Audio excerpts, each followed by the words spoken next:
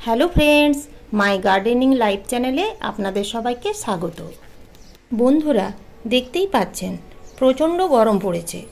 এই গরমে গাছের জন্য আমরা কি খাবার দেব, কখন দেব এবং কিভাবে দেব, যেটা দিলে গাছ ফুলে ফলে ভরে থাকবে এবং গাছের পাতা সবুজ ও হেলদি থাকবে এবং প্রচণ্ড রৌদ্রে পুড়ে যাওয়ার হাত থেকে গাছকে রক্ষা করবে। এই গরমে গাছে খুব বেশি ফার্টিলাইজার দেওয়া ঠিক নয়। গাছে যদি এই গরমে বেশি খাবার পড়ে যায় তাহলে গাছ কিন্তু জ্বলে যাবে।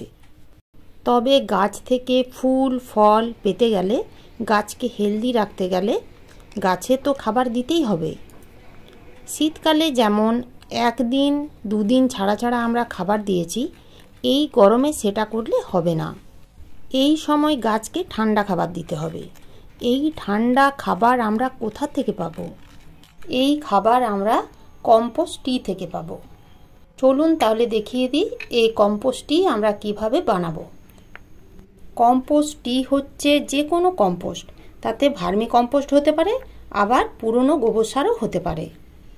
এখানে আমি ভার্মি কম্পোস্ট ব্যবহার করেছি, আপনারা চাইলে গোবর সারও ব্যবহার করতে পারেন। 1 কাপ ভার্মি কম্পোস্ট 1 লিটার জলে ভিজিয়ে দিতে হবে এবং এটা 2 থেকে 3 দিনের জন্য কোনো ছায়াযুক্ত স্থানে ঢাকা দিয়ে রেখে দেবেন। 3 দিন পর দেখুন বন্ধুরা, জলের কালারটা কিন্তু পুরো চেঞ্জ হয়ে গেছে। কোনো একটা লাঠি বা কোনো জিনিস দিয়ে এইভাবে বেশ কয়েকবার নাড়িয়ে নেবেন যাতে পুরো মিশ্রণটা ভালোভাবে মিশে যায়। এবার এই তরল সারটি 10 লিটার জলের সাথে এই তরলটা মিশিয়ে দিতে হবে। এখানে দেখুন এই গামলার মধ্যে 10 লিটার জল আছে এবং এটি আমি এর মধ্যে মিশিয়ে দিচ্ছি। শেষে যেটা পড়ে থাকবে সেটাও এই জলের সাথে মিশিয়ে দেবেন। দেখুন বন্ধুরা, এই গরমে গাছের জন্য ঠান্ডা খাবার কম্পোস্টটি রেডি। এই খাবারটি কখন দেবেন? গাছে যে কোনো খাবার আমরা কি করি, সকালে দিই।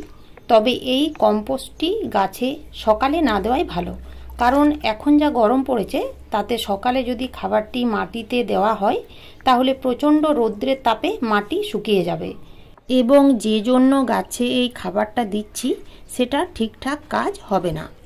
এই খাবারটি সন্ধ্যের সময় গাছের মাটিতে দিলে খুব ভালো কাজ করবে।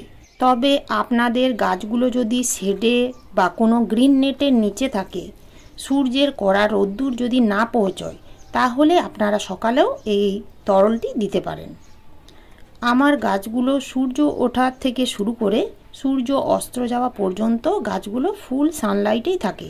সেই জন্য আমি গ্রীষ্মকালে কোনো দিনই এই খাবারটি সকালে দিই না।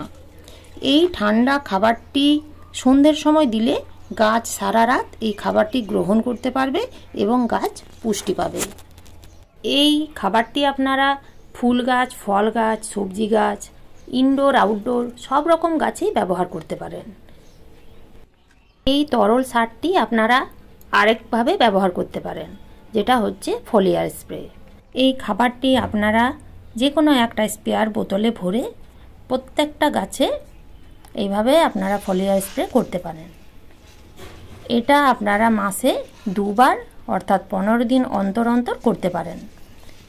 এতে আছে প্রচুর পরিমাণের এনপিকে এবং মাইক্রোনিউট্রিয়েন্ট, যা গাছকে ঘন সবুজ এবং গাছের মধ্যে ফুল ফল আনতে সাহায্য করবে।